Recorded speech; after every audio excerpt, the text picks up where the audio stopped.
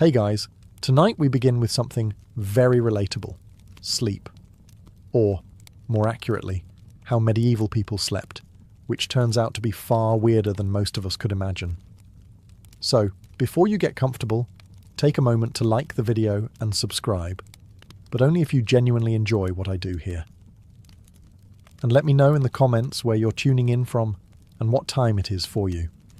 It's always fascinating to see who's joining us from around the world. Now, dim the lights, maybe turn on a fan for that soft background hum, and let's ease into tonight's journey together. Before electricity, TikTok, and sleep hygiene influences, medieval people approached nighttime with a schedule that would baffle the modern melatonin enthusiast. It was called segmented sleep, a natural two-part sleep cycle, split neatly in half like a stale medieval biscuit. The routine was simple.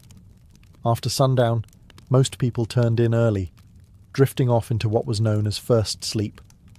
Then, after about 4 hours, they'd wake up, deliberately, and spend the next hour or two doing what can only be described as medieval midnight multitasking. This wasn't considered insomnia. It was just how sleep worked. The watch period between the two sleeps was seen as practical, useful, and occasionally, alarmingly social. People used this time to pray, read religious texts, tend fires, or check their livestock, because nothing ruins your REM cycle, like wondering if your goat is still in the yard. And yes, this was also considered the ideal time for intimacy. Medieval physicians and marriage manuals noted that the body was well rested and calm of mind during this period, which sounds like a polite way of saying too tired to argue. So if you ever thought you were romantic for waking up early to make your partner coffee, just know your ancestors were setting the bar very differently. The second sleep would follow this interlude, lasting until sunrise. Everyone from monks to farmers participated in this nightly rhythm. Even literary figures like Chaucer casually mentioned it, which means that, yes, even in medieval literature, people were writing about not sleeping properly. Oddly enough, modern science has suggested that segmented sleep might actually be more natural for humans. The two-sleep cycle aligns with how our circadian rhythms work in the absence of artificial light. So the next time you find yourself wide awake at 2 a.m., don't panic. Just whisper, "Ah, yes, the watch has begun," and go tend a symbolic fireplace. It wasn't until the industrial era, with factories, gas lamps, and the growing fear of unproductivity, that humans began to enforce the idea of 8 uninterrupted hours, as though sleep were a timed sport. In the medieval world, waking up in the middle of the night wasn't failure.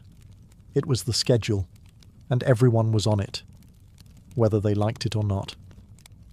Let's talk about beds, or rather, the medieval approximation of them. In today's world, we obsess over thread counts, memory foam, cooling gels, and whether a mattress is cloud-like.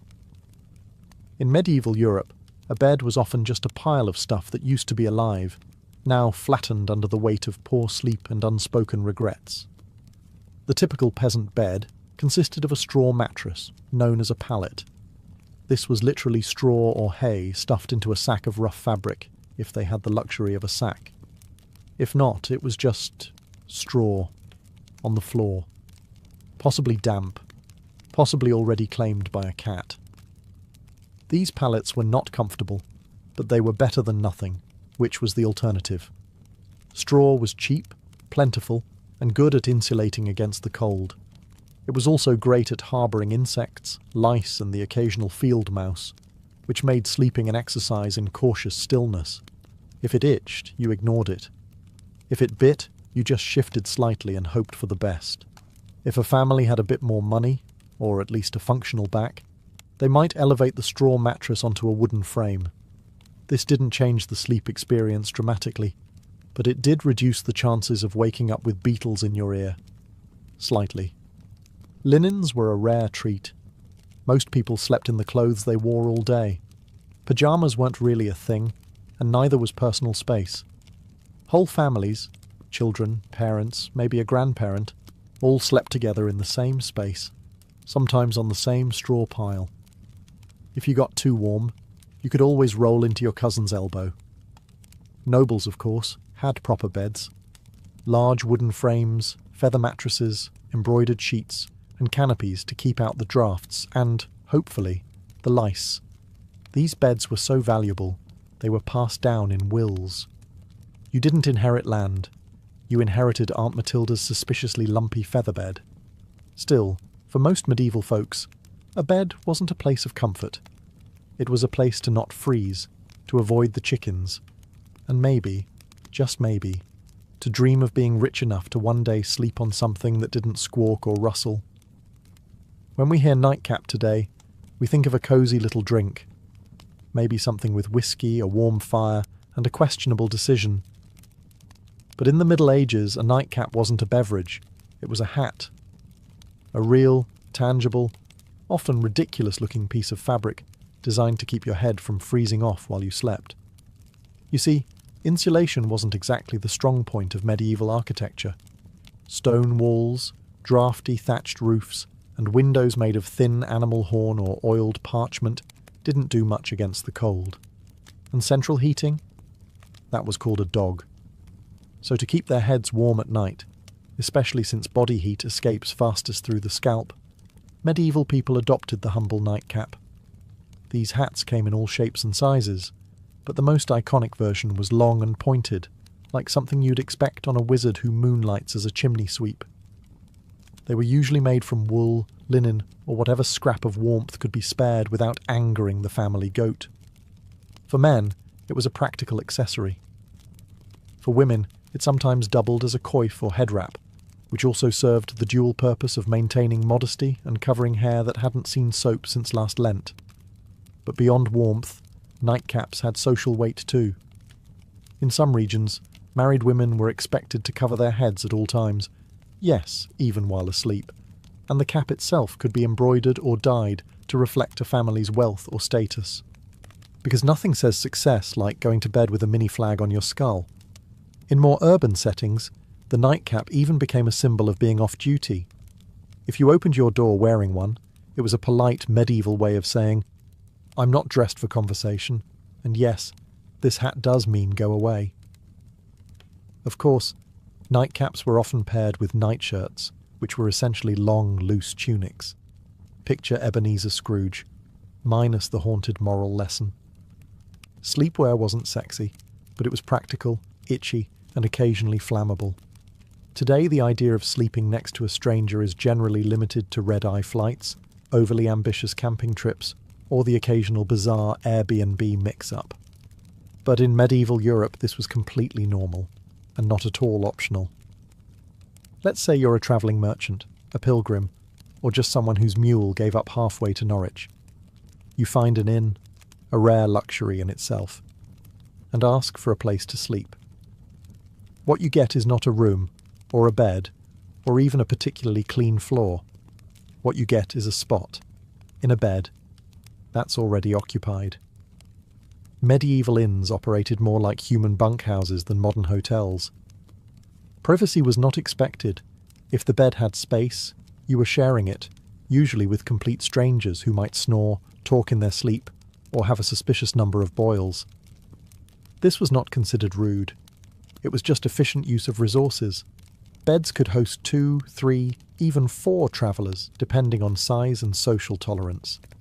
In larger cities, you might end up in a dormitory-like hall with rows of beds and absolutely zero personal space. Snoring contests were unjudged. Elbow territory was fiercely contested. Sometimes men and women were separated, but not always.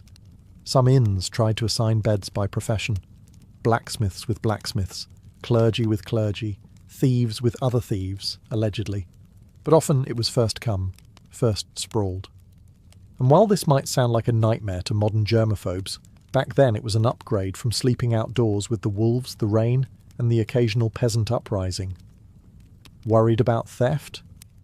Many travellers slept with their purse tied to their belt or hidden under their clothes. Others slept on top of their bundles, turning luggage into both pillow and alarm system. If someone moved your bag, it usually meant you were about to wake up poorer. The rich, of course, did not suffer this fate. Nobles travelled with entourages and camped in relative comfort. or demanded their own rooms if an innkeeper valued their roof. In the medieval world, going to bed wasn't just about pulling up a blanket and drifting off. It was a spiritual operation, a nightly gamble where the stakes were your eternal soul. People didn't just sleep, they prepared to potentially die. Hence the popularity of bedtime prayers. Forget lavender spray or calming podcasts. Medieval sleepers wound down with confessions, psalms, and soul-cleansing spiritual clauses, just in case they died somewhere between good night and dawn. The idea was simple. You could die at any moment, from illness, fire, demons, or, most dangerously, being over 30 in the year 1247. So you'd better say your prayers, not because it was comforting, but because hell was terrifying, and you didn't want to show up uninvited, unwashed, and spiritually dishevelled. One common version? If I should die before I wake, I pray the Lord my soul to take. Sweet, right? Except it's basically a legal document written by a 7-year-old, acknowledging death as a likely bedtime outcome. Many adults had a whole catalogue of prayers for different threats. One for when you were feeling guilty. One for when you thought the devil might be hiding in the rafters. One for plague prevention, which unfortunately aged poorly. Some even prayed to specific saints known for watching over sleepers, kind of like holy bouncers guarding your soul at the club door. The really devout, monks, nuns, and overly anxious nobles ended their day with Compline, the final prayer service before bed. After Compline, they took a vow of silence, which wasn't hard because everyone was already exhausted, underfed, and mildly afraid of the dark. Children were also encouraged to pray, in part because it was good for their souls, and in part because it gave them something to do other than ask why the dog was in their bed again. Parents reminded them that angels were watching, which sounds adorable until you realise it was less guardian angel and more celestial surveillance system. In short, prayer before sleep was less about peace and more about last-minute damage control. Think of it like medieval antivirus software. You hoped it worked, even if you didn't fully understand how. In the modern world, dreams are usually dismissed as random nonsense, stress, too much cheese, or your brain trying to file paperwork in the dark. But in the medieval world, dreams were taken very seriously, as in eternal consequences serious. Dreams weren't just dreams, they were considered messages. From God, saints, the devil, your guardian angel, or possibly that weird relic you kissed last Sunday. Some dreams were divine revelations, others were demonic temptations. Either way, you were supposed to pay attention, and possibly write it down, or confess it, or fast for 3 days just to be safe. Theologians, monks, and self-proclaimed visionaries spent an alarming amount of time interpreting dreams. Entire texts were dedicated to decoding them. Dreamt of fire? Might be hell. Dreamt of water? Could mean purification, or drowning. Dreamt of a man with a goat's head juggling fish? You better call a priest immediately, and possibly move. Medieval people believed that what happened in dreams mattered, because your soul was still active while you slept. This meant that your actions in a dream could reveal hidden sins or spiritual weaknesses. That mildly embarrassing dream about stealing a loaf of bread, that might be your subconscious confessing your guilt for real-world gluttony, or just hunger. But still, better to confess it anyway, just in case. Monks and nuns often recorded their dreams and shared them with spiritual superiors. Some were celebrated for having holy visions during sleep. Others were quietly told to eat fewer onions before bed. Of course, dreams weren't just spiritual puzzles. They also made excellent plot devices. Medieval literature is full of dream sequences where knights encounter angels, demons, or metaphorical creatures spouting poetry about virtue. Dreams were basically the Netflix of the medieval world, except with more allegory and fewer happy endings. The church, predictably, was suspicious. Not all dreams were divine, and some were believed to be planted by demons to corrupt the innocent. If you dreamt of something unwholesome, It could mean your soul was under attack, or that you just slept too close to the fireplace fumes again. In modern times, some people let their pets sleep in the bed. It's a cosy, if occasionally smelly, arrangement. In the Middle Ages, however, sharing a bed with an animal wasn't a quirky personal choice. It was a heating strategy. Let's start with the basics. Medieval homes weren't exactly built for comfort. Stone walls, no insulation, drafts so aggressive they probably had names. Central heating, that was called the family pig. In peasant homes, it wasn't unusual for humans and livestock to sleep in the same room, sometimes the same bed, and very often the same pile of straw. Chickens wandered freely, dogs curled up at your feet, pigs snorted softly beside the hearth. And if you were lucky, none of them bit you during the night. This wasn't about affection, though medieval people certainly appreciated their animals. It was about survival. Animals generated body heat. They were warm, dependable, and, unlike some relatives, didn't hog the blanket. A large dog could keep your toes from freezing. A cow in the corner might raise the room temperature by a degree or two, which in January felt like a miracle. Medieval homes, especially those of the lower classes, often had just one room for everything: cooking, eating, sleeping, occasionally dying. Everyone, humans and animals alike, made do with the same space. Children might be nestled between parents and a goat. A chicken might serve as an impromptu alarm clock. Hygiene? Let's not ask too many questions.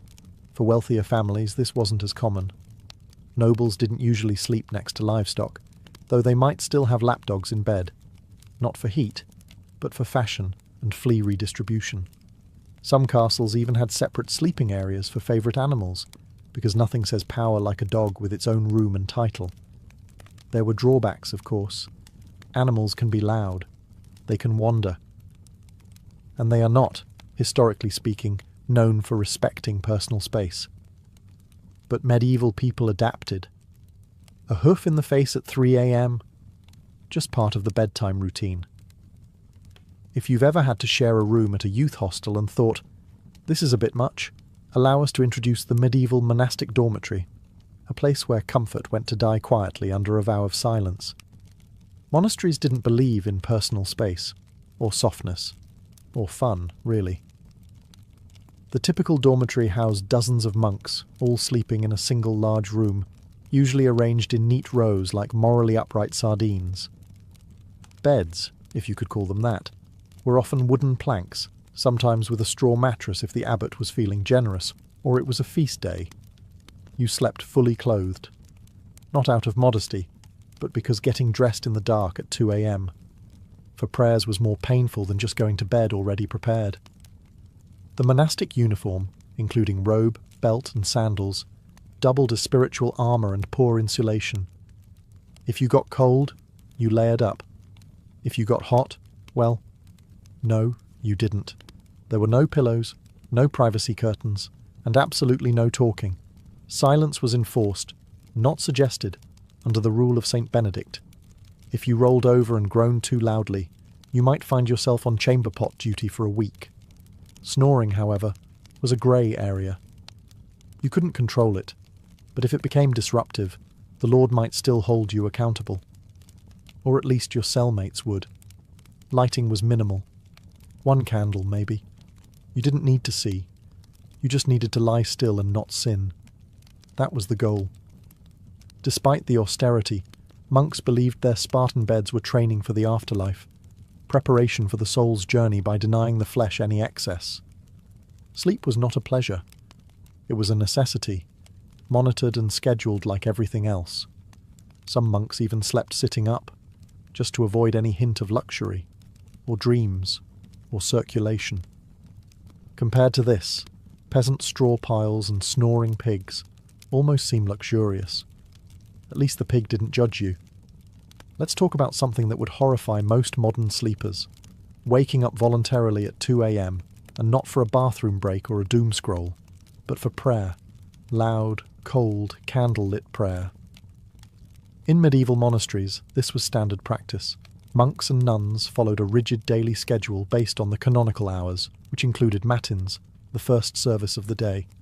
And by day, we mean the darkest part of the night, when even the owls were still deciding whether to wake up. The bell would toll, often rung by someone who drew the short straw, and the entire dormitory of robed, sleep-deprived souls would shuffle off to the chapel in silence. And yes, still in full clothing, because monks didn't do pyjamas. The only layering system they believed in was spiritual. Inside the chapel, by flickering candlelight and under the echo of stone vaults, they would chant psalms, recite scriptures, and try their best not to fall asleep on their feet. Which, incidentally, was a real issue. There are records of monks being punished for dozing mid-prayer, usually with extra chores or more prayers. You fell asleep in matins? Congratulations, you now get to lead the next one. Matins could last an hour or more. Some particularly enthusiastic orders stretched it to 2. Imagine trying to stay spiritually engaged while your stomach reminds you that dinner was a bowl of lentils and a moral lesson, and your body is actively shutting down. After the service, monks would either return to bed for their second sleep, or, in stricter orders, move straight into study or manual labour. Because nothing says holy discipline like threshing wheat on 4 hours of fragmented rest. Why so early? The idea was to sacrifice comfort and dedicate the first and quietest part of the night to God, uninterrupted by the temptations of daylight, warmth, or REM cycles. It was a powerful symbol of devotion. Or at least it was once you got over the numb feet, the candle smoke, and Brother Ambrose's off-key chanting. In the modern world, sleeping alone is often framed as a luxury, a sign of independence, peace, or just an ability to control the blanket. In the medieval world, though, sleeping alone was considered suspicious, impractical, or just downright unsafe. Let's start with the basics. Warmth. Beds, as we've established, weren't exactly toasty. Stone walls and open chimneys didn't do much to trap heat, and central heating was still several plagues away. So people shared beds for body heat, not out of intimacy, but out of basic thermal desperation. Children slept with siblings, parents, and sometimes the neighbour's kid if they were visiting. It was like a sleepover, but nobody asked if you wanted to be there. But beyond warmth, there was a spiritual reason for sleeping in groups. Many people believed the night was when the devil worked overtime. Alone in the dark, your soul might be vulnerable to temptation, or worse, possession. Having others nearby created a kind of moral buffer zone. If something went wrong, at least someone would witness it, or catch the demon first. For children, being alone at night was practically unthinkable. Not just for comfort, but because ghosts, fairies, and wandering spirits were all part of the nightly landscape. Tales warned against solitary sleep as a gateway to mischief and spiritual peril. And unlike today's bedtime stories, these tales didn't end in hugs. They ended in disappearances. Even married couples often shared their beds with children, servants, or random guests. Privacy was not a concept so much as a modern myth. In fact, the idea of 2 people sleeping alone in a giant bed was so foreign that it would have been considered either wasteful or deeply, deeply suspicious. In religious contexts, even monks often slept communally, and if someone was assigned to sleep alone, it was often for disciplinary reasons. Yes, in some cases, being alone in bed was literally a punishment. Medieval logic, solitary sleep, grass opportunity for sin. Group sleep, public accountability. Next time you're curled up in your own bed, with your own blanket, in a room that doesn't smell like goat, enjoy the silence. In medieval times, you'd probably have 2 kids, a sheepdog, and a cousin in there with you, all of them snoring. If you've ever accidentally fallen asleep sitting up, in a lecture, a carriage, or a dentist's waiting room, you probably woke up with a crick in your neck and a deep sense of regret. But in the Middle Ages, sleeping upright wasn't an accident. It was a lifestyle. Some medieval folks, particularly the wealthy or religiously devout, chose to sleep propped up rather than lying flat. Why? A few reasons, none of them particularly restful. First, there was a medical belief that lying flat was bad for digestion, the lungs, or the general balance of the bodily humours. In a world where doctors thought a sneeze could rearrange your soul, this logic made perfect sense. Upright sleeping, they believed, helped avoid congestion of the brain, which sounds ominous, but mostly meant don't drown in your own phlegm. Second, there were spiritual concerns. Lying flat was considered too close to the posture of the dead. You didn't want to confuse God, or worse, attract attention from the angel of death by sleeping in the same position used at funerals. Superstitious? Absolutely. But when your local priest doubled as the community's health consultant, you picked your battles carefully. As a result, people often slept partially reclined, supported by large bolsters, pillows, or the wooden headboard equivalent of a medieval lazy-boy. Nobles sometimes had their beds rigged with angled supports to maintain a semi-seated posture, perfect for digesting one's evening meat pie or fending off surprise demon attacks. Monks took it a step further. In stricter orders, they might even sleep sitting upright on a bench, or leaning against a cold wall with nothing but a hood to muffle the discomfort. It wasn't about health, it was about discipline. If you were too comfortable, you might dream. If you dreamed, you might sin. If you sinned, well, welcome to confession at 5 a.m. Needless to say, this wasn't about quality rest. It was about virtue, discomfort, and mildly confusing theology. Forget haunted dreams or goblins under the bed. For medieval people, the real monsters of the night were already in the sheets, small, persistent, and entirely uninterested in your prayers. We're talking, of course, about fleas, lice, and the medieval bedroom's unofficial mascot, the bedbug. Let's not sugarcoat it. Hygiene wasn't exactly medieval Europe's strong suit. Baths were rare, laundry was expensive, and soap was sometimes made from substances better left unnamed. Add that to straw-filled mattresses, shared bedding, and the occasional live chicken underfoot, and you've got the perfect environment for an all-you-can-eat pest buffet. Fleas and lice were so common they were practically roommates. Peasants dealt with them daily. Nobles, despite their satin sheets and feather beds, were not exempt. In fact, some richer households had dedicated nitpickers, actual servants tasked with removing lice from their employers' hair and clothing. Imagine that as your job title. Master of the Royal Scalp. Bedbugs, meanwhile, were the silent assassins of medieval sleep. They hid in wooden bed frames, mattress seams, and even the cracks in stone walls, emerging at night to feast like tiny vampires. If you ever wondered why medieval people wore nightcaps and slept fully clothed, it wasn't always about warmth.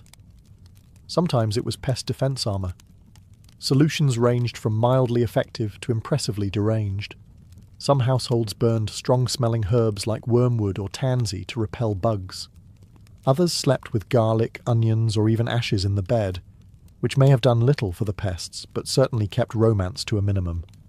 It wasn't just physical discomfort either. Fleas were often seen as symbols of sin or moral impurity, biting reminders of the fall of man and poor bedding choices.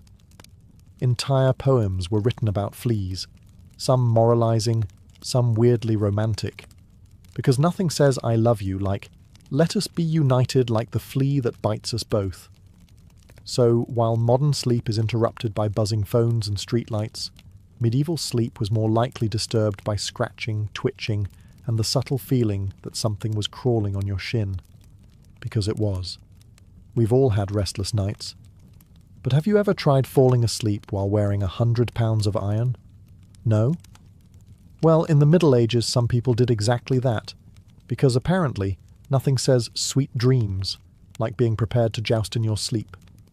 Now, to be clear, most people, even knights, didn't regularly sleep in full armour. It was hot, heavy, and loud. Trying to roll over in a suit of chainmail is a bit like trying to nap inside a bag of cutlery. But during wartime or in hostile territory, sleeping partially armoured was considered the safer choice. Comfort? Optional. Survival? Highly recommended. A knight on campaign might remove only his helmet and gauntlets, keeping his mail shirt or breastplate on, just in case enemies decided to stage a midnight surprise party. There's nothing quite like waking up to the sound of hooves and having to suit up while still half dreaming about turnips. In castles under siege, men-at-arms might even sleep with swords or axes at their side, like some very aggressive bedtime security blankets. Shields doubled as pillows, and if the enemy breached the walls, well, at least you wouldn't have to get dressed. Priorities. Of course, sleeping in armour wasn't exactly restorative. Iron isn't breathable, and chainmail has a bad habit of pinching skin. Add cold stone floors, minimal bedding, and the ambient sounds of snoring comrades and crackling torches, and you've got a sleep environment that ranks somewhere below airport terminal on the comfort scale. Even those not in battle sometimes wore light protective gear while sleeping in dangerous regions. Travelling merchants or guards on watch duty might nap in gambesons, thick quilted jackets that offered a bit of protection and slightly more padding than the moral support of prayer alone. And lest we forget, armour wasn't exactly subtle. If you rolled over the wrong way, you might clank so loudly that everyone else woke up and assumed the apocalypse had arrived. Again, in a time when nightly demons, lice infestations, and pigs in your bed weren't considered unusual, you might think that sleepwalking was just one more medieval inconvenience. But oh no, it was much more dramatic than that. In the Middle Ages, if you started wandering around in your sleep, people didn't chalk it up to stress or exhaustion. They assumed you were possessed, bewitched, or had unfinished business with the Holy Roman Empire. Sleepwalking, or noctambulation if you wanted to impress the local monk, was poorly understood and often feared. The idea that someone could rise from their straw pallet, shuffle across the room, and stare blankly at a wall was less harmless parasomnia and more devil's rehearsal dinner. Accounts from the time suggest that people were genuinely spooked by sleepwalkers. Picture this: a man in a long nightshirt, candle in hand, eyes glazed, mumbling Latin that he didn't actually speak while stepping over livestock. You'd think ghost, or heretic, or both. And depending on your local priest, an exorcism might be scheduled before breakfast. Some believed sleepwalking was caused by bad humours, especially too much black bile, which was the medieval catch-all for anything they couldn't explain. Others thought it happened because the soul was temporarily released during sleep, leaving the body free to bumble around like an unattended mule. To prevent these nightly adventures, people tried everything from herbal remedies to praying over their beds, hanging iron charms, or, in more rural areas, just tying the person's leg to a chair. If that sounds extreme, consider that some medieval homes had open hearths, knives everywhere, and chamber pots just waiting to be tragically overturned. In one curious twist, there were rumours of people climbing onto rooftops in their sleep. Whether or not these accounts were exaggerated, the fear of leaping dreamers led to barred windows and occasional theological debates about whether a person could sin while unconscious. Thankfully, most sleepwalkers just paced, muttered, or attempted to open imaginary doors. But if someone sleepwalked into a church, locals might treat it as a divine sign, or call for a cleansing ritual, just to cover all spiritual bases. If medieval life taught people anything, it was how to sleep through chaos. Church bells, thunderstorms, screaming livestock, the occasional siege.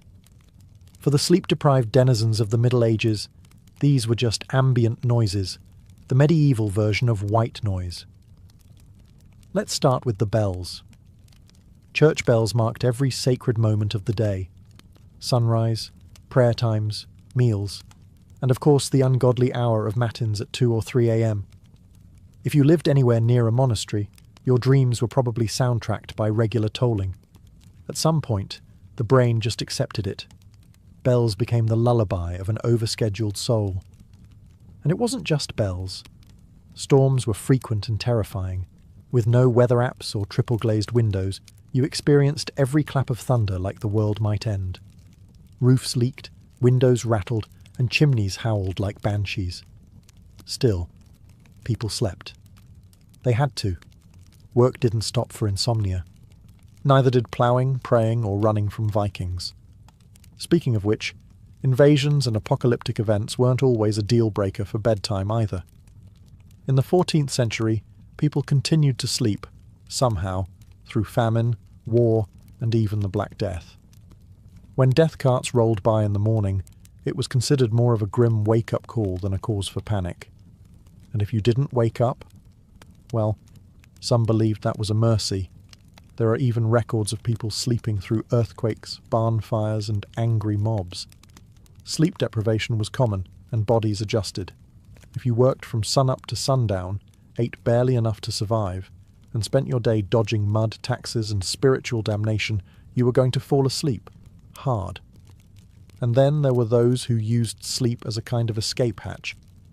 Faced with illness, grief, or fear of the world literally ending, which was forecast roughly every century, some people just curled up under a cloak, mumbled a prayer, and took a nap. There's a strange kind of wisdom in that.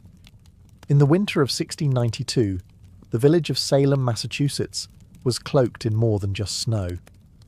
It was cloaked in tension, suspicion, and a quiet kind of fear that seeped into the timber-framed homes and frozen fields. The people of Salem were Puritans, strict, devout, and deeply superstitious. They believed they were building a holy community in the wilderness, a city on a hill watched by God and stalked by Satan. Life was already hard. The village had recently split from Salem town over politics and religion. Crops had failed. Smallpox had ravaged nearby communities. Wars with native tribes had left many traumatized. There was friction between neighbors, inheritance disputes, and a deep resentment toward outsiders, or anyone who didn't quite fit in. Add to this the long, dark, bitter New England winter, and something was bound to break. That break came in the home of Reverend Samuel Parris, the village's minister.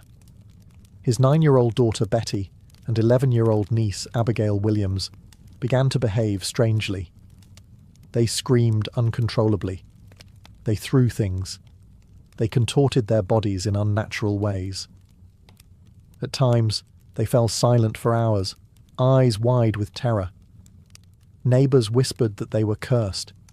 The girls claimed they were being pinched and bitten by invisible forces. Reverend Parris, unsure of what to do, called in a local doctor, William Griggs. After failing to find any physical cause, Griggs delivered the diagnosis that would plunge the village into chaos. Witchcraft. That single word set fire to the fears already simmering in Salem. In a place where witches were believed to be real, dangerous servants of the devil, the idea was not far-fetched. And now, if the devil could worm his way into the minister's own household, what did that mean for the rest of the community? The girls, prodded by both adults and peers, began naming names. First, they accused women on the margins, social misfits and outcasts. But soon the accusations would reach the respectable, the wealthy, even the pious. Salem was a small village, but what was about to happen would echo far beyond its borders. What began as whispers in the dark would soon become cries from the gallows, and a legacy of paranoia that still haunts America's history books. Once the idea of witchcraft took root in Salem, it spread like ivy, quiet at first, then strangling everything it touched. The afflicted girls, Betty Parris, Abigail Williams, and soon others like Ann Putnam Jr. and Mercy Lewis, seemed to grow bolder with each passing day. They convulsed in court, screamed during prayers, and claimed they could see dark spirits hovering over certain villages. It wasn't just childhood imagination, it was theatrical, public, and, most disturbingly, believed. The first to be accused were those with the least protection, women who already lived on the edges of society. Sarah Good, a homeless beggar, was known for muttering to herself when turned away from doorsteps. People claimed her mumbling was a curse. She smoked a pipe. She snapped at children. She fit the mould of a witch because she didn't fit the mould of a Puritan woman.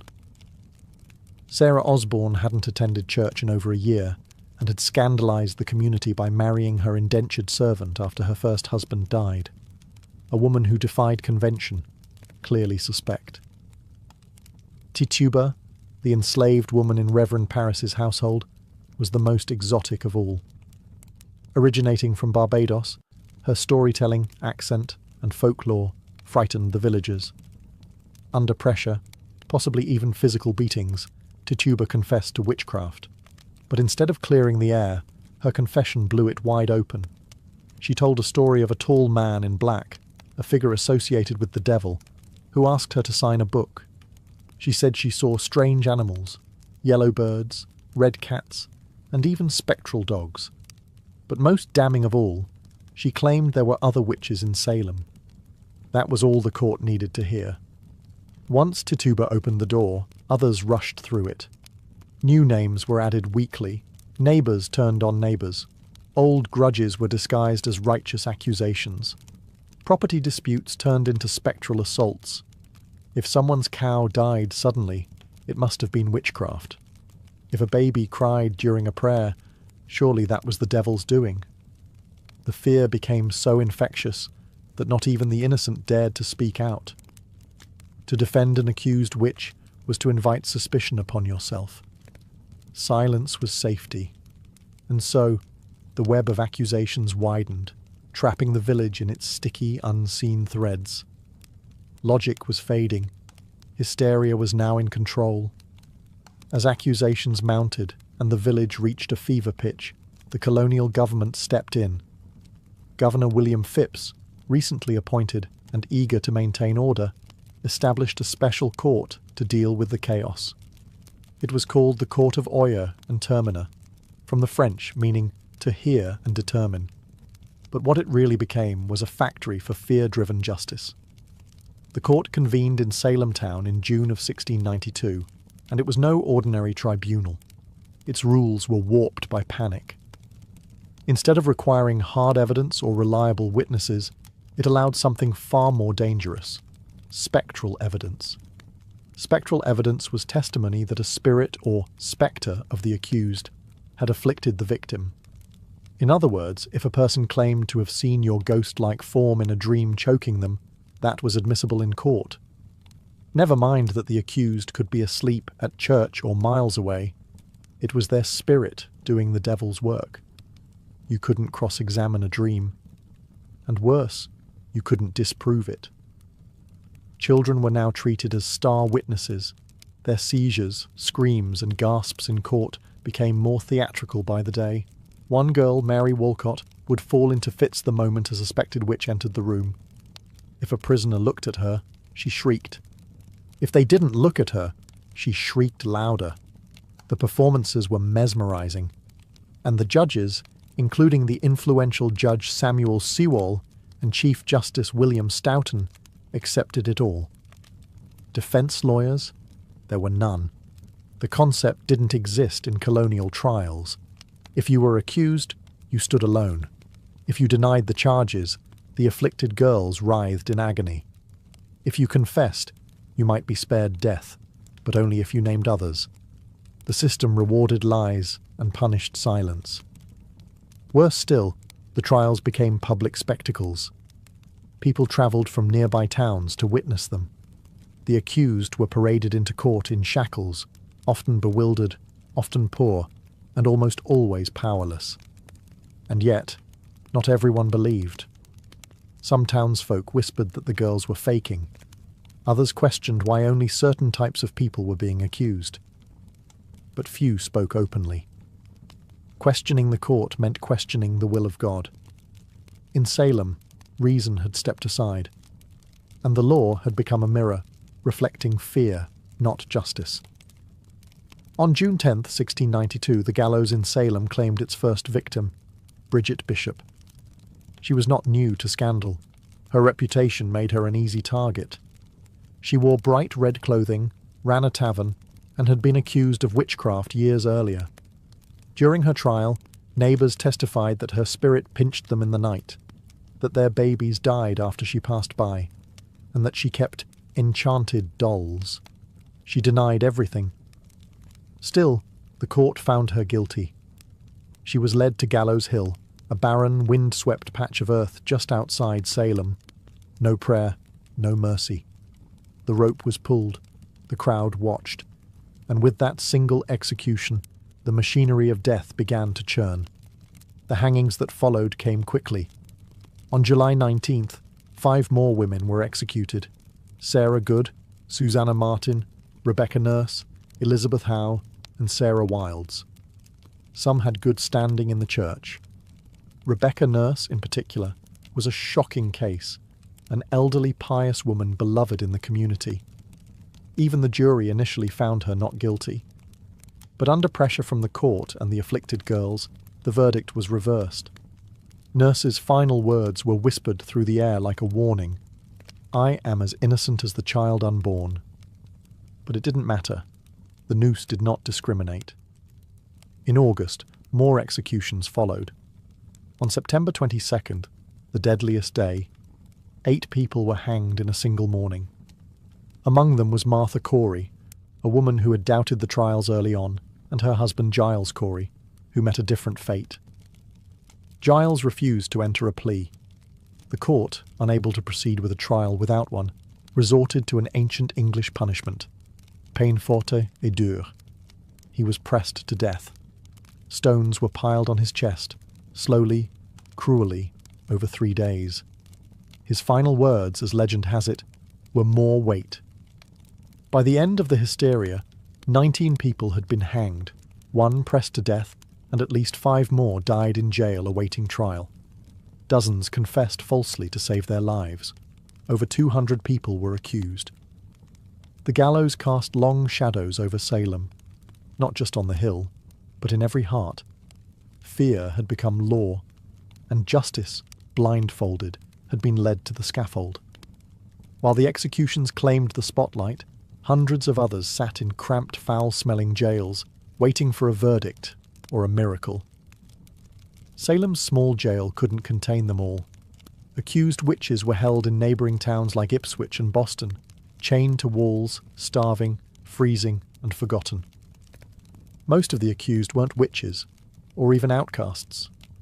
They were neighbours, friends, parents, children, people whose only crime was having a quarrel with the wrong person or owning land someone else wanted. In many cases, personal grudges disguised as divine justice drove the accusations. A pig wandered into a neighbour's yard and died. Must be witchcraft. Someone refused to help with firewood. Clearly they'd cursed the axe. Mary Easty, sister of the executed Rebecca Nurse, was one such case. She was a respected mother of 7, known for her piety. Initially released by the court, she was rearrested days later after new fits from the afflicted girls. Her second arrest sealed her fate. In a final petition to the judges, Mary begged them not for her own life, but that they put a stop to these proceedings, before more innocent blood is shed. She was hanged soon after. Another notable case was Dorothy Good, the 4-year-old daughter of Sarah Good. After her mother's arrest, Dorothy was interrogated and, under pressure, confessed to being a witch. Her answers, gibberish and fear, were taken as truth. She was imprisoned for 8 months in chains. When finally released, she was mentally broken, never recovering from the trauma. Pregnant women were not spared. Elizabeth Proctor, whose husband John Proctor would later hang, was found guilty and sentenced to die. But because she was pregnant, her execution was delayed. It likely saved her life. She gave birth in jail and was eventually released after the trials ended. Accusations snowballed. Some accused confessed in desperation to avoid death, then named others to shift suspicion away from themselves. Entire families were pulled into the spiral. Fathers, wives, daughters, no one was beyond reach. Meanwhile, the jails swelled beyond capacity. Food was scarce, disease spread. Some died awaiting trial, lost in the legal limbo of paranoia. And still, new names were added each week. In Salem, it no longer mattered who you were, only who was willing to say your name. By the fall of 1692, the spell of hysteria began to crack, not because the court came to its senses, but because reality forced its way back in. The turning point came when accusations grew too bold. People who had once supported the trials found themselves suddenly on the wrong side of them. Reverend George Burroughs, a former Salem minister, was arrested and charged with being the ringleader of the witches. He was well-educated, well-spoken, and had previously clashed with influential families in the village. That was enough. But on the day of his execution, Burroughs did something shocking. He stood on the gallows and flawlessly recited the Lord's Prayer, something witches were believed incapable of doing. The crowd fell silent. Some wept. Even hardened observers were shaken. But the execution went on. That moment planted a seed of doubt. Then came the accusation of Mary Phipps, the wife of Governor William Phipps. Suddenly, the hysteria had reached the top of the colony's social ladder. Phipps, already unnerved by growing criticism and chaos, finally took action. In October 1692, he dissolved the court of Oyer and Terminer, halting all pending executions and trials. Public sentiment had shifted. Ministers, once silent or complicit, began to speak out. Increase Mather, one of the colony's most respected theologians, denounced the use of spectral evidence. "It were better," he said, "that 10 suspected witches should escape, than one innocent person should be condemned." A radical thought in a society that had, for months, believed exactly the opposite. People who had once cheered the trials began to question them. The jails were still full, but the appetite for more blood had dulled. Too many respected figures were being accused. Too many innocent people had been buried. The villagers had begun to see that this wasn't divine justice. It was madness. Confessions dried up. Some accusers backtracked.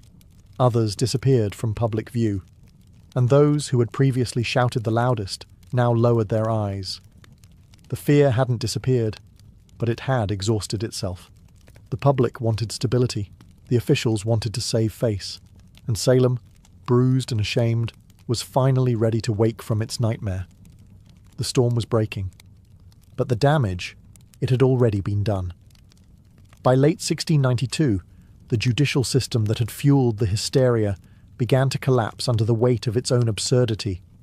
With the court of Oyer and Terminer disbanded in October, a new, more cautious court, the Superior Court of Judicature, was formed in early 1693. This time, things were different.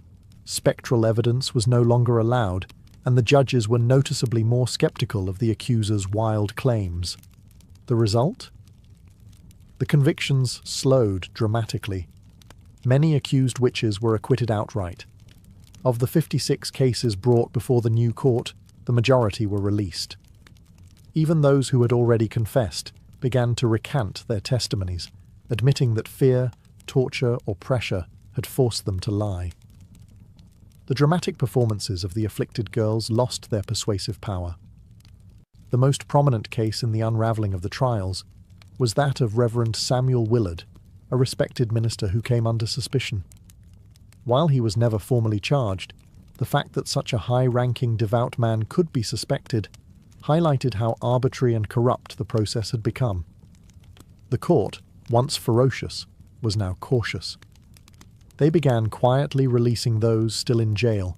First, those with little evidence against them, and eventually even those who had confessed to witchcraft under duress. Meanwhile, families of the executed began to demand justice. John Proctor's children petitioned for the return of his property. Rebecca Nurse's family launched a campaign to clear her name. In time, community shame replaced community fear. Church congregations fractured. Friendships were severed. The very fabric of Salem's social order had been shredded. Governor Phipps, realizing the colony's growing international embarrassment, pardoned the remaining prisoners in 1693. But even freedom came at a cost. Many families had to pay for their own jail fees before being released. Imagine losing your home, your health, and nearly your life, only to be handed a bill for the privilege of surviving. By the end of the ordeal, 19 people had been hanged, 1 pressed to death, 5 died in jail, and over 200 had been accused. The court didn't just collapse, it imploded, leaving behind a crater of guilt, grief, and disbelief. The trials had ended, but the healing had not even begun. Salem was a village forever altered by the people it had lost, the justice it had abandoned, and the mirror it was now forced to look into. The gallows were silent. The jails had emptied. But Salem was far from peaceful. The town wasn't haunted by ghosts, but by guilt. What had started with a handful of sick girls had exploded into a communal act of destruction. Families had been torn apart, reputations ruined, and innocent lives ended. And now, the survivors had to live in the wreckage. Neighbours could no longer look each other in the eye. The same people who once prayed together had testified against one another. Some of the afflicted girls quietly left town. Others faded from the public eye. A few, like Anne Putnam Jr., would later express remorse. In 1706 she stood before her congregation and publicly apologised for her role in the trials, blaming delusion by Satan. But for many, the damage was beyond words. The court officials, too, carried their burden. Judge Samuel Sewall, one of the most prominent figures in the trials, was one of the few to admit wrongdoing. In a remarkable act of public penance, he stood during a church service in 1697, while a minister read out his confession and prayer for forgiveness. It was a rare moment of accountability in a time when most tried to forget. But forgetting wasn't easy. The families of the condemned began demanding compensation. Over the years, petitions flooded the Massachusetts government, asking for official pardons, for returned property, for public acknowledgement that the executed were innocent. Slowly the government responded. In 1711, the colony passed a bill restoring the rights and good names of some of the victims, and offered limited financial restitution to their heirs. But even that wasn't comprehensive. Some families, like the Coreys and the Proctors, were left out entirely. Whispers of witchcraft never quite left New England. But in Salem, the shame became part of the town's identity. The village eventually changed its name to Danvers, perhaps to distance itself from its infamous past. Gallows Hill was never officially marked, as if the town hoped to bury not just the dead, but the memory of what had happened. But the memory persisted, in sermons, in stories, in the silence between former friends. Salem had not been cursed by witches. It had been cursed by fear, by pride, and by unchecked power. And that curse would linger long after the executions stopped. The Salem witch trials ended more than 3 centuries ago, but their legacy continues to echo, not just in textbooks and historical tours, but in how we understand justice, fear, and the fragility of truth. What happened in 1692 wasn't simply a strange episode of mass hysteria. It was a breakdown of logic, compassion, and legal integrity in the face of panic. Ordinary people, farmers, midwives, ministers, became executioners, simply by believing too easily and questioning too little. The courts, meant to protect the innocent, became tools of oppression. Religion was weaponized. Testimony became theatre, and silence became guilt. One of the most chilling aspects of Salem's tragedy is how quickly it unfolded. In a matter of months, fear overcame fact. Old grudges disguised as spiritual warfare became death sentences. It didn't take demons or devils, it only took belief in them. But the trials also taught hard-earned lessons that would ripple through American society. In the years and centuries that followed, the Salem episode would be cited repeatedly in debates about due process and civil liberties. The US Constitution, written nearly a century later, would explicitly prohibit things like ex post facto laws and bills of attainder, measures that had, in effect, doomed the accused in Salem. The guarantee of a right to legal counsel, the right to face your accusers, and the requirement for concrete evidence were hard-won principles forged, in part, from the ashes of Gallows Hill. In modern times, the phrase witch hunt has become shorthand for political persecution or moral panic, though it's often used with little regard for the real terror those words represent. In truth, Salem was not a metaphor. It was a town where people were hanged for imaginary crimes, betrayed by the very systems designed to protect them. Perhaps the most lasting lesson is this: fear unchecked can become its own form of tyranny. And when fear is legitimized by power, by courts, by churches, by governments, it becomes almost unstoppable. The Salem witch trials are a cautionary tale, not just of one village's descent into madness, but of how easily reason can fall when fear is given authority. The gallows may be gone, the courtroom's quiet, but the warning still stands. Truth is fragile, justice is not automatic, and history has a habit of repeating itself, unless we remember.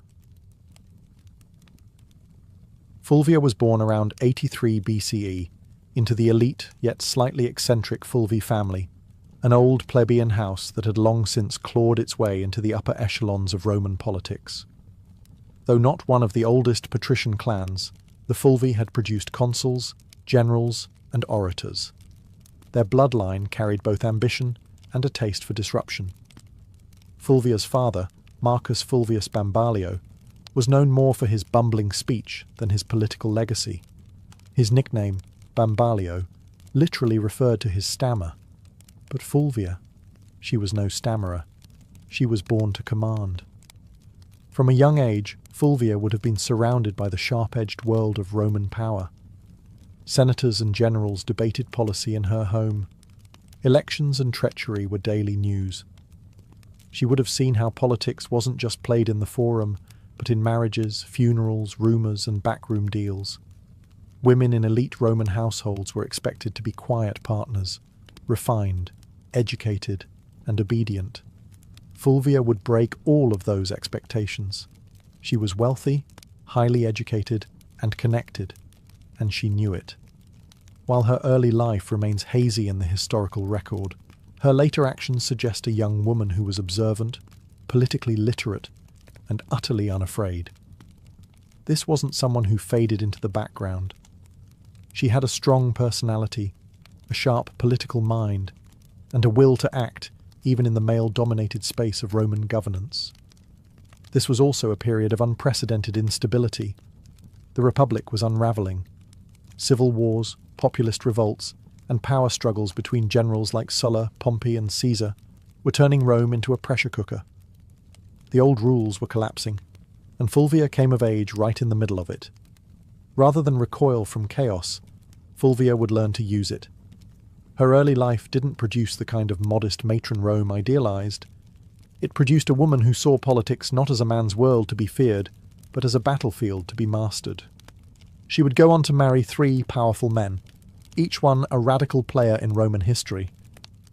But Fulvia wouldn't just marry power. She would command armies, lead revolts, and become the first Roman woman to appear on coinage, not as a goddess, but as herself. Rome wasn't ready for Fulvia, but she was ready for Rome. Fulvia's first marriage was to Publius Clodius Pulcher, and it was anything but conventional. Clodius was no ordinary Roman noble. He was a populist agitator, a political arsonist with a flair for chaos, scandal, and street-level power. To many of the Roman elite, he was dangerous. To the masses, he was a hero. And to Fulvia, he was a strategic opportunity. Their marriage, sometime in the early 50s BCE, united Fulvia with the man who had turned the Roman Republic into his personal stage. Clodius was infamous for his theatrical defiance of tradition. He had once disguised himself as a woman to infiltrate a sacred female-only religious ceremony in Caesar's home, scandalous behaviour that only seemed to raise his popularity.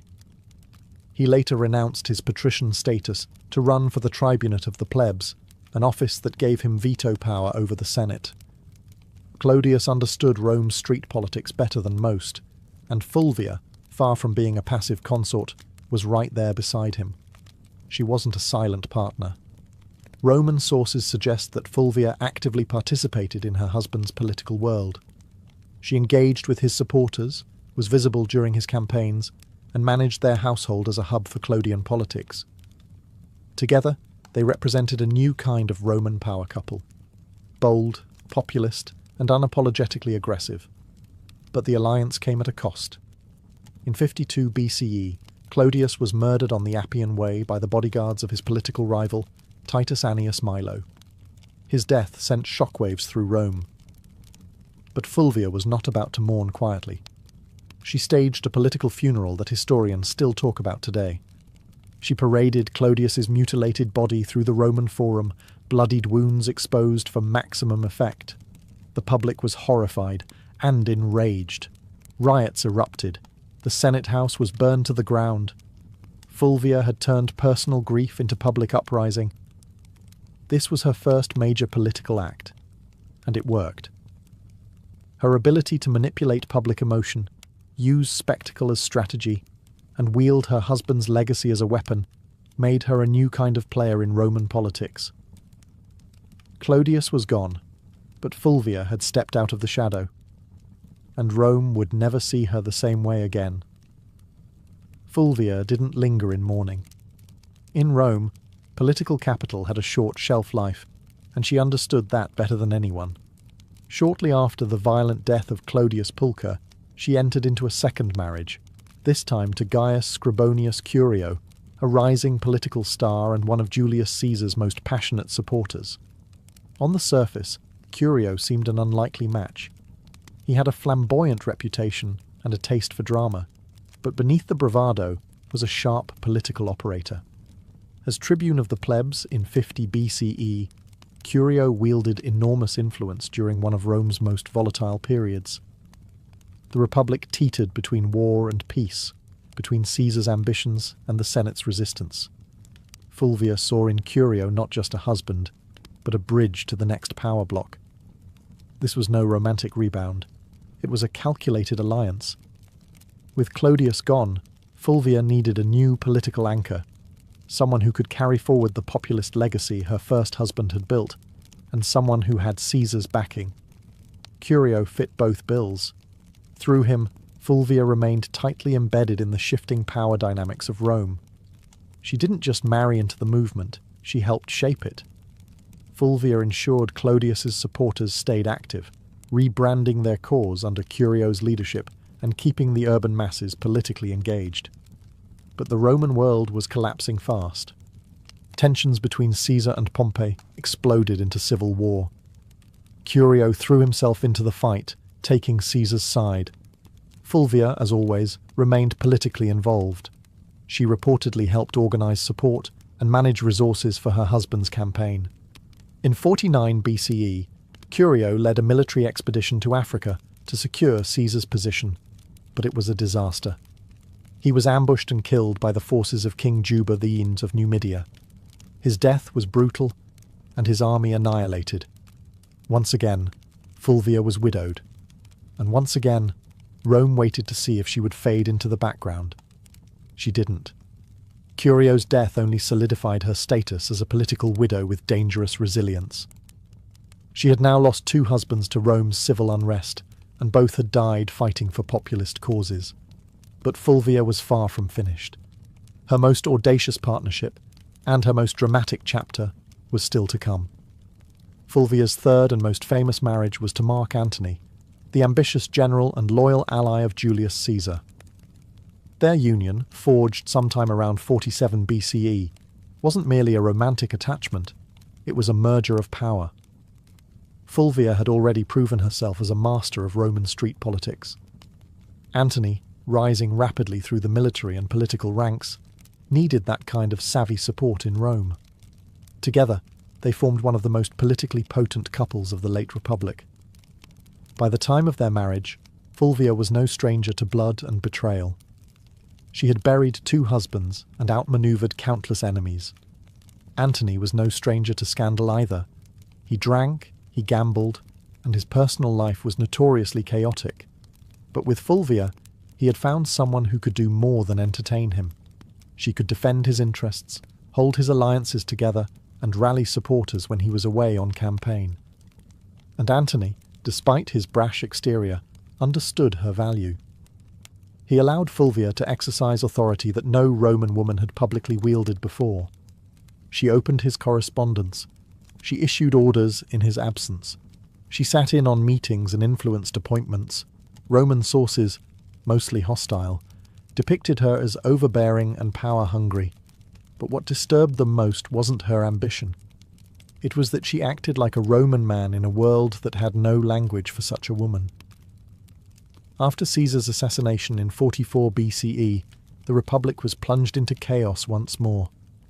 Antony rushed to secure his position as Caesar's political heir, but it was Fulvia who held Rome itself. While Antony formed the second triumvirate with Octavian and Lepidus, Fulvia acted as his representative in the capital, managing patronage networks, coordinating with street gangs, and ensuring Antony's supporters remained mobilized. She even helped arrange Antony's official reconciliation with Octavian by marrying her daughter, Clodia, to him, an alliance that would later implode. In public, Fulvia appeared not just as Antony's wife, but as his proxy. Roman coins were minted, bearing both Antony's image and her name, an unprecedented acknowledgement of her status. She wasn't hidden in the shadows of power. She stood in its full glare. But power in Rome was always borrowed, and Fulvia was about to test the limits of how far a woman could go before Rome snapped back. While Mark Antony pursued military campaigns and political deals across the Roman world, it was Fulvia who controlled the streets of Rome. She wasn't just his wife, she was his regent in all but name. In a period where violence, bribery, and raw influence kept order, Fulvia proved she could play the game as well as, if not better than, any man in the Senate. Rome, in the aftermath of Caesar's assassination, was a battlefield without swords. Power had become a moving target. Fulvia understood this, and she anchored Antony's authority in the capital by becoming his political substitute. She directed allies, dealt with the urban plebs, negotiated with factions, and, most daringly, waged war with words and silver. She financed loyal troops, offered bribes to keep public order, and ensured that any legislation passed favoured Antony's future. Some ancient sources, especially hostile ones like Appian and Dio Cassius, paint Fulvia as manipulative, shrewish, and even warmongering. But beneath the misogynistic exaggeration lies a woman actively doing politics, in a world that had no protocol for a woman doing anything beyond weaving and mourning. Fulvia was building coalitions, backing military commanders, and even issuing decrees, functions normally reserved for senators and consuls. She also made public appearances and maintained strong relationships with veteran soldiers, a politically vital demographic in the power struggles of the late Republic. While Antony was campaigning in the east, Fulvia was often the face of his authority in Italy, meeting with centurions, influencing decisions about land distribution, and reminding the soldiers that their loyalty to Antony came with rewards. But this accumulation of power came at a cost. Roman aristocrats, particularly the faction aligned with Octavian, Caesar's heir and Antony's increasingly bitter rival, resented Fulvia's influence. They viewed her as a meddling woman with too much sway over legions, laws, and loyalties. Her ability to act without male guardianship was not just threatening, it was unprecedented. Fulvia wasn't naive. She knew the tension between Antony and Octavian was growing. She could see that their alliance was cracking. And she understood something that neither man seemed to fully grasp yet. The Republic wasn't big enough for both of them. So Fulvia began preparing for the next phase. Not diplomacy, but confrontation. She had stood behind power long enough.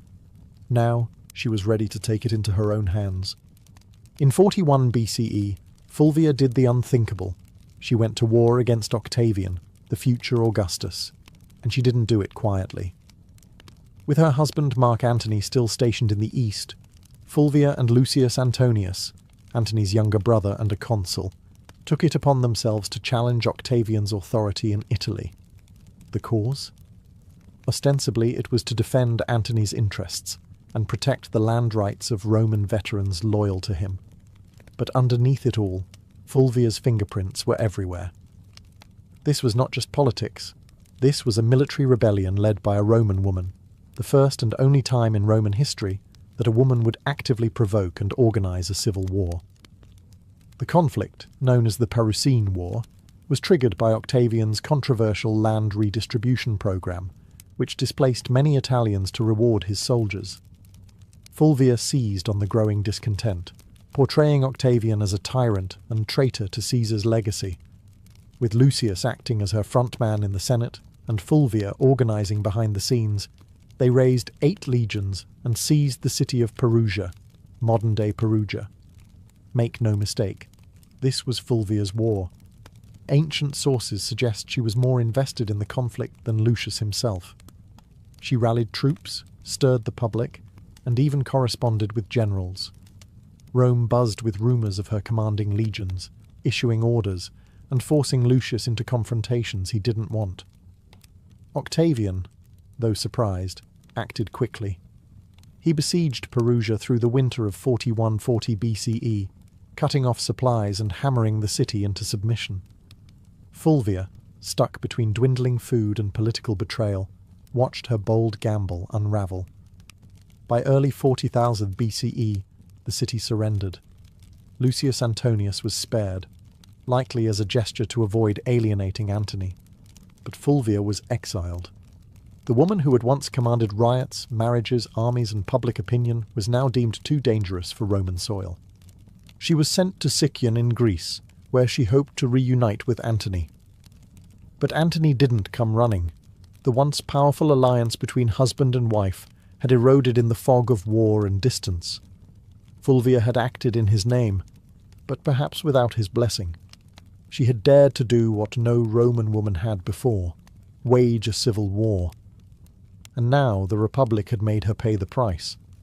Banished from Rome, Fulvia landed in Sicyon, a city in Greece that had become a kind of diplomatic purgatory for failed power players. She had gone to war, not for personal gain, but in her husband's name. She believed she was defending Mark Antony's interests, his honour, and perhaps their shared vision of Rome. But what awaited her in exile wasn't a hero's welcome. It was silence. Fulvia had risked everything, her status, her alliances, her life. And yet Antony did not immediately rush to meet her. In fact, by the time Fulvia arrived in Greece, Antony was already entangled with Cleopatra in Egypt. Whether their romantic relationship had begun or was merely brewing, the symbolism was crushing. While Fulvia was raising legions, Antony was raising goblets at banquets beside a queen. The betrayal cut deep, not just personally, but politically. Fulvia had fought a war to protect Antony's power in Italy, and in response, he let her hang out to dry. Some ancient historians, especially Plutarch, suggest that Antony was furious with her for launching the Perusian War without his direct approval. Others argue he welcomed her downfall.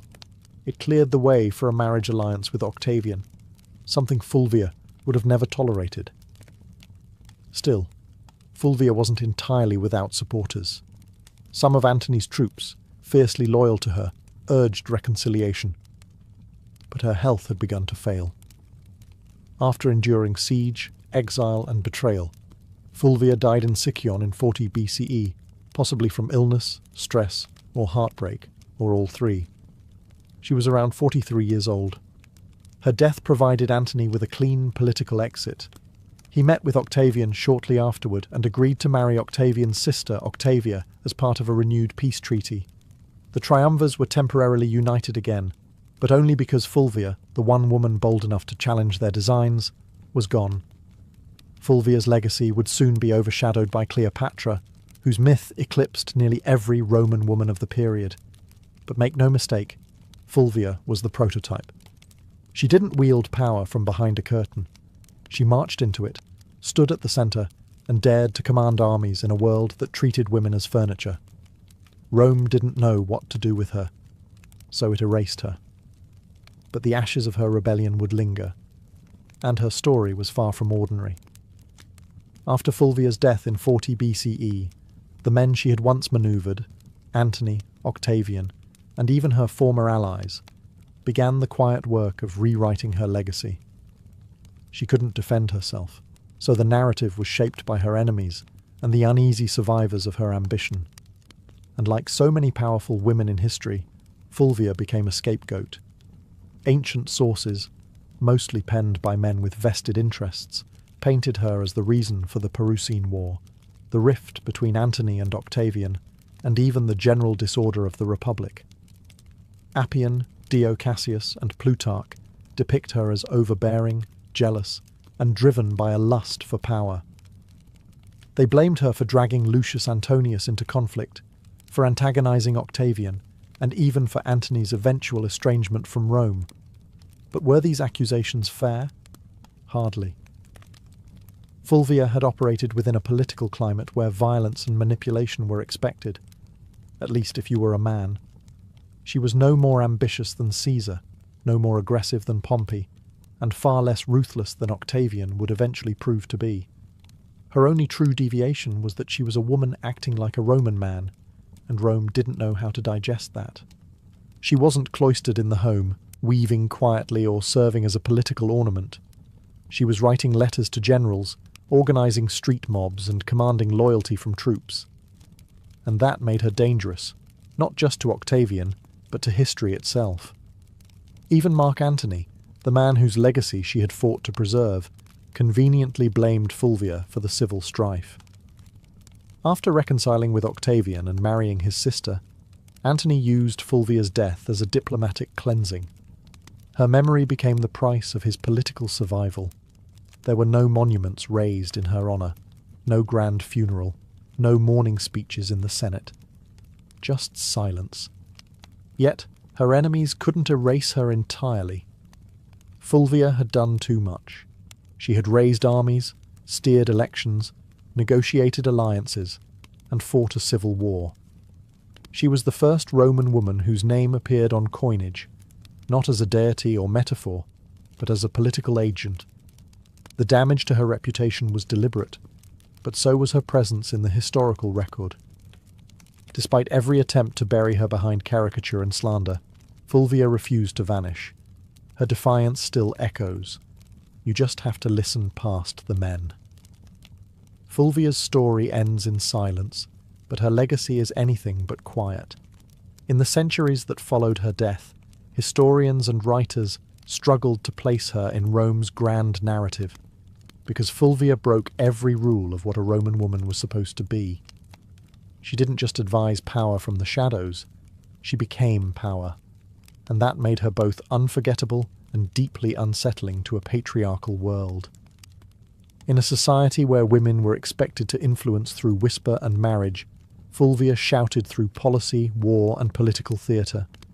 She was not a consort, she was a commander. And yet, she was remembered more for her defiance than her accomplishments. Roman historians couldn't handle a woman who didn't stay in her place, so they rewrote her as shrill, power-hungry, and disruptive. But read between the lines, and a different figure emerges. Fulvia was the first Roman woman to mint coins with her name.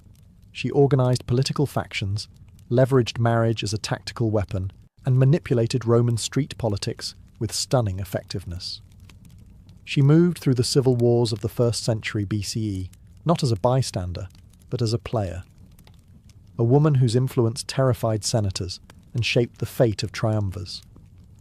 Her downfall wasn't due to incompetence, it was due to timing and gender.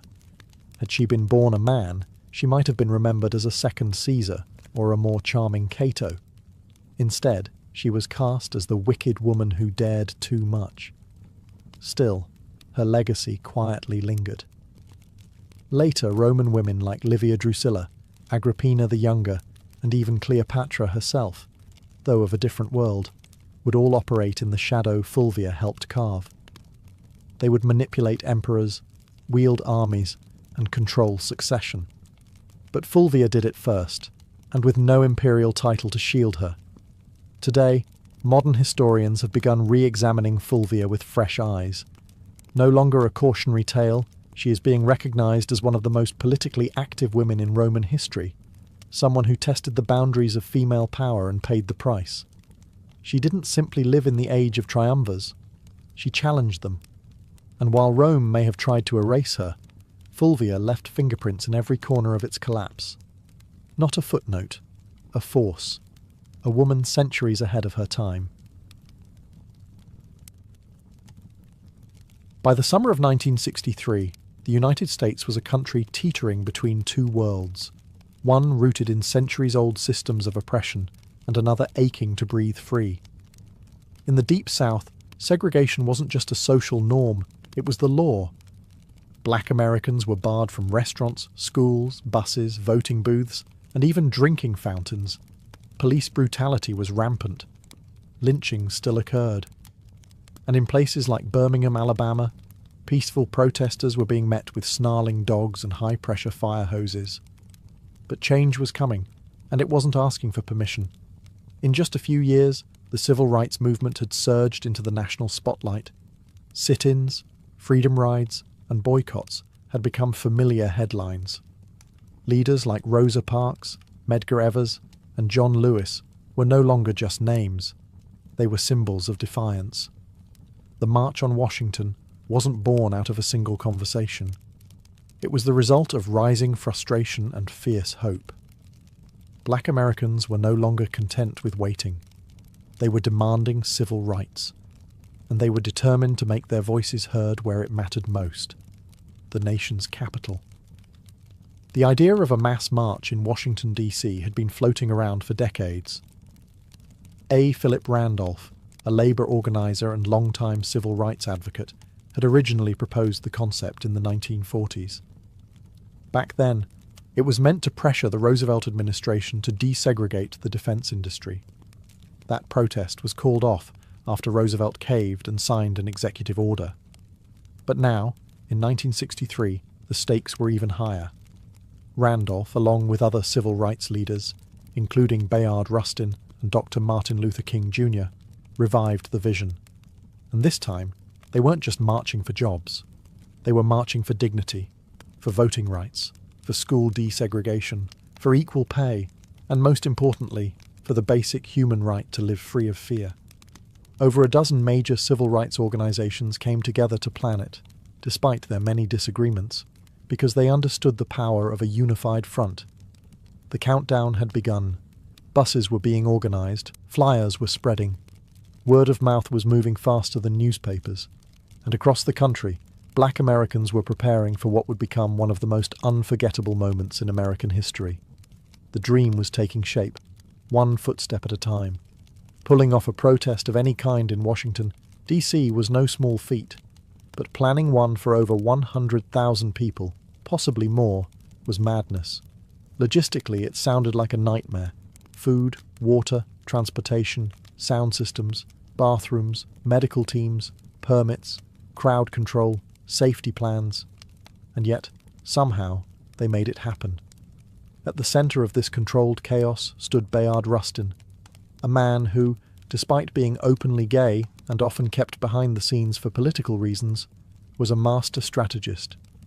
Rustin had once studied non-violence directly under Mahatma Gandhi's followers in India. He had marched, been jailed, beaten, and surveilled by the FBI. But nothing fazed him. He saw the March on Washington as a chance to show the world what disciplined, non-violent protest could achieve when coordinated with military precision. In just 8 weeks, Rustin and his team transformed the idea into a reality. The march was officially called the March on Washington for Jobs and Freedom, and it was deliberately framed to include both racial justice and economic opportunity. That dual message was no accident. While Dr. King would later become the spiritual symbol of the day, it was Randolph and Rustin who made sure the demands were just as much about unemployment, minimum wage, and workers' rights as they were about civil rights. Meanwhile, tensions simmered beneath the surface. President John F. Kennedy and his administration were nervous, deeply nervous.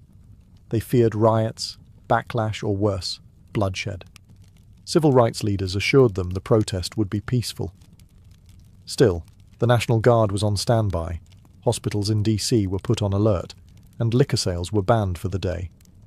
Federal workers were even told they could stay home.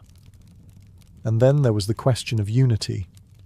The Big Six civil rights organizations, NAACP, CORE, SNCC, SCLC, National Urban League, and Randolph's Brotherhood of Sleeping Car Porters, often clashed over tactics. Some wanted more radical action, others more diplomacy. SNCC's young firebrands were growing impatient with King's non-violent approach, but they all agreed on this. The time for silence had passed. Rustin's plan read like a military operation. Every bus and train was tracked. Every speaker was timed to the minute. Every route had marshals trained in crowd control. They weren't just planning a march. They were orchestrating a moment that would shake the conscience of a nation.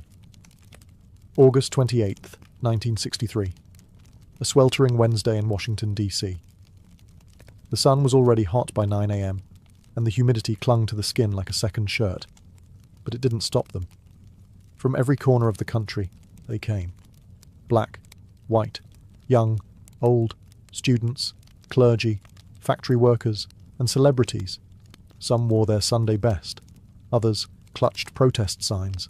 They came by bus, train, carpool, and even foot. Over 250,000 people in total, converging on the National Mall like a rising tide of hope. And yet, there was no chaos. Despite the government's fear of riots and unrest, the scene was astonishingly calm. Volunteers directed foot traffic. The Red Cross handed out water. Groups sang freedom songs, held hands, and cheered as new marchers arrived. You could hear gospel choirs near the reflecting pool and chants of jobs and freedom echoing off the marble columns of the Lincoln Memorial. Celebrities joined in too. Harry Belafonte, Sidney Poitier, Paul Newman, Marlon Brando, Joan Baez, Bob Dylan. But no one was there for autographs. They were there to witness history and lend their voices to a cause bigger than any one person. The crowd was orderly but energized. There was no pushing, no looting, no violence. Instead, there was a shared understanding that this wasn't just a protest. It was a sacred moment. For many Black Americans, just standing on the Mall felt like a quiet act of revolution. To be seen, to be counted, to say, "We are here," in front of the same Lincoln Memorial where the great emancipator sat in stone. It was a full circle moment, generations in the making. At exactly noon, the official program began. Leaders took the stage one by one, each representing different organizations, ideologies and regions, but united in message. Speakers demanded equal pay, desegregated schools, a living wage, and an end to police brutality. Mahalia Jackson sang. Marian Anderson, who had once been banned from singing at Constitution Hall because of her race, now sang for thousands beneath the open sky. As the hours passed, the tension grew, not from unrest, but from anticipation. The man everyone was waiting for had not yet spoken, and when he did, the world would stop, listen, and remember. The march wasn't just making history. It was becoming legend, minute by minute. By mid-afternoon, the crowd had grown quiet. Not because they were tired, but because they knew what was coming. Standing in the shade of the Lincoln Memorial, Dr. Martin Luther King Jr. approached the podium. He wore a dark suit, a neatly tied tie, and an expression of deep calm that barely concealed the fire building inside him. He carried prepared remarks, typed and written collaboratively with his advisors the night before. But what the world would remember wasn't what had been typed. It was what came from his heart. He began with measured intensity, outlining the grim realities of segregation, police violence, and broken promises. 100 years later, he said, referring to the Emancipation Proclamation, the Negro is still not free. His voice rose and fell like a sermon. He used repetition, rhythm, and silence not as fillers, but as instruments. The crowd listened in rapt attention, some nodding, some wiping away tears, others holding signs that simply read, "Now." But it was what happened next that changed the tone of the entire event, and arguably the trajectory of the civil rights movement itself. Standing just behind King was gospel legend Mahalia Jackson, who had sung earlier that day. She suddenly cried out, "Tell them about the dream, Martin. Tell them about the dream." And King did. He set aside his notes, gripped the podium, and launched into a passage he'd delivered before, but never like this. "I have a dream," he said, and the crowd leaned in. "I have a dream that one day this nation will rise up and live out the true meaning of its creed." Each phrase rang louder, clearer, more resolute. "I have a dream that one day..." The sons of former slaves and the sons of former slave owners will be able to sit down together at the table of brotherhood. I have a dream that my 4 little children will one day live in a nation where they will not be judged by the color of their skin, but by the content of their character. It wasn't a speech anymore. It was a vision, a prayer, a lightning bolt through history. By the time King closed with the words, free at last, thank God Almighty, we are free at last, the crowd erupted. Applause, tears, shouts of joy. They knew they had just witnessed something more than oratory. They had heard prophecy. The power of the March on Washington wasn't just in the speeches or the music, it was in the people. The sheer scale of humanity gathered that day was overwhelming. They came from Mississippi, Michigan, Alabama, New York, California, and everywhere in between. Some were seasoned activists who had marched a dozen times before. Others had never left their hometowns until now. They packed lunches, rode buses for over 20 hours, and slept in their church clothes just to be there. Many were ordinary people, maids, teachers, steel workers, postal clerks, who saw themselves not as political figures, but as witnesses. They didn't just want change. They were the change. There were also children in the crowd. Young black girls with ribbons in their hair, boys with hand-drawn signs. Parents hoisted toddlers onto their shoulders so they could see the Lincoln Memorial in the distance and hear the speakers' voices carried over loudspeakers. To them, this wasn't just an event. It was the beginning of a new world. Some faces stood out. There was a young John Lewis, just 23 years old, representing the Student Nonviolent Coordinating Committee, SNCC. His original speech had been so fiery, so uncompromising, that senior leaders asked him to tone it down minutes before he went on stage. He agreed, but just barely. His call for radical change still shook the crowd. And then there was Daisy Bates, the only woman to speak that day. Not on her own behalf, but reading a prepared statement on behalf of other civil rights women. The organisers had faced criticism for sidelining female voices. Bates's brief but powerful message underscored a harsh reality. Even within a movement about equality, some voices still struggled to be heard. Also present were union organisers, rabbis, nuns, priests, and students of every background. They didn't all agree on strategy. Some favoured King's non-violence, others leaned toward Malcolm X's more militant posture. But for that one day, those differences didn't matter. Unity won out. It was a visual symphony of American possibility, white and black hands linked in solidarity, Freedom Now buttons pinned to chests, and the sound of 250,000 souls breathing as one. The faces in the crowd weren't just watching history unfold, they were shaping it, and none of them would ever forget what they saw. While the world saw unity, inspiration, and poetic justice on the steps of the Lincoln Memorial, behind the scenes, the March on Washington was anything but simple. What looked like a perfectly synchronized movement was, in truth, held together with string, sweat, and a lot of last-minute compromise. Bayard Rustin, the chief architect of the march, had to battle not just logistics, but politics. He was constantly under scrutiny, not just because he was openly gay and a former communist, but because some civil rights leaders feared his identity would be used to discredit the movement. In fact, Congressman Adam Clayton Powell had once threatened to publicly accuse Rustin and Dr. King of being lovers if King didn't remove Rustin from an earlier campaign. That threat haunted every stage of planning. Then there was the issue of women's voices. Despite the critical roles played by women like Ella Baker, Diane Nash, and Dorothy Height, none were invited to deliver major speeches on their own. Rosa Parks was in the crowd that day, revered by all, but she was not given the microphone. Behind the powerful optics of the march lay the truth. The movement still struggled with its own hierarchies and blind spots. Even within the Big Six organisations, friction bubbled.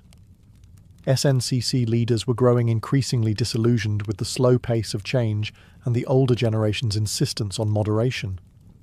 They wanted to confront systemic racism more aggressively, core had similar frustrations. But unity was deemed too important, just for one day. Meanwhile, the federal government watched with clenched teeth. J. Edgar Hoover's FBI had assigned over 100 agents to spy on organizers. They bugged hotel rooms, followed key figures, and compiled dossiers. They were convinced the march would turn violent or that communists would hijack the event. When nothing of the sort happened, they simply doubled down on their surveillance, especially of Dr. King. And let's not forget money. The march cost over $250,000, equivalent to millions today. Most of it was raised through unions and sympathetic donors, but organizers scrambled until the final hour. They even borrowed walkie-talkies from the Boy Scouts. The March on Washington was historic, yes, but it was also deeply human. Imperfect, messy, political, and unfinished. Just like the country it sought to heal. The sun began to dip behind the Washington Monument as the crowds slowly dispersed. People hugged, cried, sang, and lingered as long as they could, reluctant to leave what felt like sacred ground. But the march was over. The speeches had been delivered. The signs had been raised high. The world had watched. And now the question hung heavy in the humid August air. What happens next? In the immediate days that followed, the media reaction was cautiously positive. Major newspapers acknowledged the historic nature of the event, though often with a tone of detached curiosity. Some called it orderly and dignified, which was code for no one rioted. Few outlets gave much space to the specific demands of the march, like the call for a federal jobs program or a $2 minimum wage, equivalent to around $20 today. But everyone covered Dr. King's speech. That, at least, could not be ignored. President John F. Kennedy, who had initially opposed the idea of the march, watched it unfold on television with growing admiration and, perhaps, surprise. He called the event impressive and met with civil rights leaders at the White House immediately afterward. But legislative movement remained slow. His proposed Civil Rights Act was still stalled in Congress, caught in the claws of Southern opposition. Some activists were disappointed. They had hoped the march would result in immediate action. Instead, it was back to the grind, organizing, marching, resisting, and mourning those who paid the price for justice. Just weeks later, that reality hit hard. On September 15, 1963, 4 black girls were killed in the 16th Street Baptist Church bombing in Birmingham. The dream had been voiced, yes, but the nightmare wasn't over. Still, something had changed. The March on Washington marked a new phase in the civil rights movement. It proved that mass protest could be disciplined, powerful, and impossible to ignore. It brought together a coalition broader than ever before. Labor unions, faith leaders, celebrities, students, and working-class Americans, all in one place, united by justice. And most of all, it gave the movement a voice. A dream. A speech that would be quoted, studied, and echoed across the world. The march was over, but the road was just beginning. And that road would soon lead through blood, legislation, and transformation. The March on Washington didn't just rattle the conscience of America, it reshaped its moral landscape. What had begun as an audacious act of protest became a cornerstone of the civil rights movement's legacy, permanently altering how Americans understood justice, democracy, and the power of collective action. In legislative terms, the march didn't yield immediate victories, but it created momentum. Less than a year later, in July 1964, President Lyndon B. Johnson signed the Civil Rights Act into law. It outlawed segregation in public places and banned employment discrimination based on race, colour, religion, sex, or national origin. And in 1965, the Voting Rights Act followed, striking at the very heart of Jim Crow laws. Would these bills have passed without the march? Possibly. But would they have had the same moral force, the same undeniable public pressure? Probably not. For Martin Luther King Jr., the speech that day propelled him into a new realm. He went from respected leader to global icon. But fame came with cost: surveillance, threats, and ultimately assassination in 1968. The dream he spoke of on those steps would become more poignant, more tragic, and more revered with each passing year. For the broader movement, the march showed what unity could achieve. It gave organisers a blueprint for large-scale mobilisation, and it inspired a generation of activists, both in the US and abroad. Anti-apartheid organisers in South Africa, student protesters in Europe, and future human rights leaders across the globe would cite the March on Washington as a model. But the legacy isn't just historical. The language of the march, the idea of jobs and freedom, the image of peaceful resistance, the echoes of "I have a dream," still pulses through modern protest. From the Million-Man March to Black Lives Matter rallies, echoes of 1963 reverberate with every chant and every cardboard sign. In Washington, D.C., King's Memorial now stands just across the tidal basin from the Lincoln Memorial. Visitors walk past his towering likeness carved in stone, with words from that August day etched into the granite. But the real memorial isn't in stone. It's in classrooms, voting booths, marches, and voices refusing to stay silent. Because the dream wasn't meant to rest in history books, it was meant to be lived. And the legacy of that summer afternoon still dares us to do just that. More than 60 years have passed since that summer afternoon when over 250,000 people stood shoulder to shoulder beneath the shadow of the Lincoln Memorial.